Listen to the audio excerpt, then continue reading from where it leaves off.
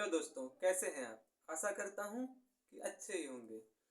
अब ठंडी का मौसम धीरे धीरे खत्म हो रहा है, तो मैंने सोचा है कि थोड़ा सा वीडियो जो बन रहे हैं वो रेगुलर बनाएं।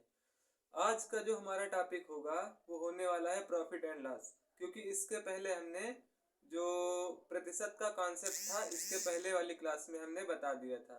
और ये जो आज की टॉपिक होगा वो होगा प्रॉफिट एंड लॉस। इसमें हम प्रॉफिट एंड लॉस को सही से समझाएंगे। इसमें क्या होता है कि एक क्रय मूल्य होता है और एक विक्रय मूल्य होता है, और उस पर कुछ लाभ होता है, कुछ हानि होती है, उसी को हमें परसेंटेज में निकालना होता है। और एग्जाम में इससे बहुत ही ज़्यादा क्वेश्चन आता है। तो चलिए बिना हम देरी किए हुए, बिना अपनी बातों को ज़्यादा एक्सप्लेनेशन किए हुए प्रॉफिट एंड लॉस को शुरू करते हैं। Start. Profit and loss. Profit and loss. Profit and loss में तीन चार चीजें जो बहुत ही ज्यादा इंपॉर्टेंट होती हैं वो ध्यान देने वाली होती हैं। उनमें से क्या है? सबसे पहले तो कोई किसी चीज को खरीदता है उसको बोलते हैं क्रय मूल्य। इंग्लिश में बोलते हैं कॉस्ट प्राइस यानी सीपी। यानी ये कौन सा प्राइस होता है, कौन सा मूल्य होता है? जो कोई चीज खरीदता है। फिर जिस मूल्य पर उस वस्तु को बेचा जाता है उसको बोलते हैं विक्रय मूल्य। विक्रय मूल्य यानी सेलिंग प्राइस, यानी बेचना। अब अगर कोई व्यक्ति किसी चीज को खरीदता है या बेचता है, इसमें या तो उसको प्रॉफिट होगा या फिर लॉस होगा, यानी या तो उसको लाभ होगा या फिर हानि होगी। लाभ कब होगा? अगर कोई व्यक्ति किसी वस्तु को ज्यादा दामों में खरीद कर उसे कम दाम में बेचता है तो उसको हानि होगी। लेकिन अगर कोई व्यक्ति किसी वस्तु को कम दाम में खरीद कर उसे ज्यादा दाम में बेचता है तो उसको लाभ होता है। यानी लाभ बराबर क्या होता है? लाभ बराबर होता है विक्रय मूल्य माइनस क्रय मूल्य,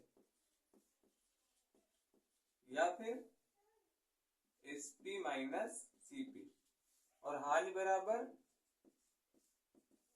बराबर होगा क्रय मूल्य माइनस विक्रय मूल्य, यानी सीपी माइनस एसपी। अब इसमें दो चीजें और ज्यादा इंपॉर्टेंट है कि लाभ परसेंट क्या होता है और हानि परसेंट क्या होती है। तो ऐसे देखेंगे लाभ परसेंट।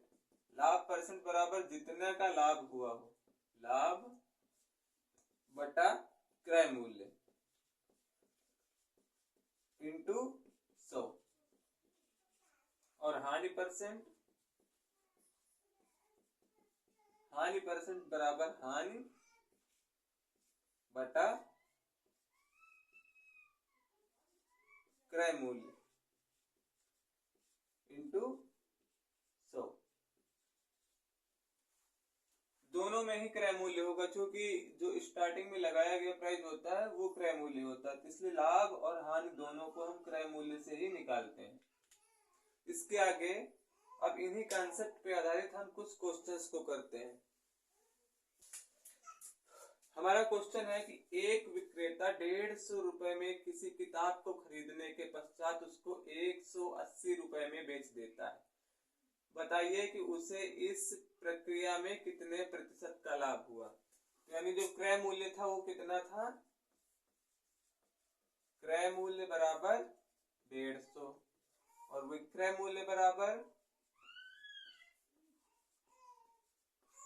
180। तो इसमें लाभ होगा या हानि? क्योंकि क्रय मूल्य कम है और विक्रय मूल्य ज्यादा है, तो इसमें क्या होगा? लाभ। तो लाभ कितना होगा? विक्रय मूल्य माइनस क्रय मूल्य, यानी एसपी माइनस सीपी। 180 माइनस 150 कितना आया? 30। अब लाभ प्रतिशत क्या होता है? लाभ प्रतिशत बराबर लाभ बटा सीपी इंटू 100। लाभ कितना हुआ? 30। सेलिंग प्राइस कितना था? मीन्स कॉस्ट प्राइस 150 गुणा 100।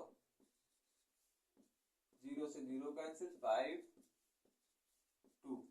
यानी कितने परसेंट का लाभ हुआ? 20%। इस क्वेश्चन में कितने परसेंट का लाभ हुआ? 20%।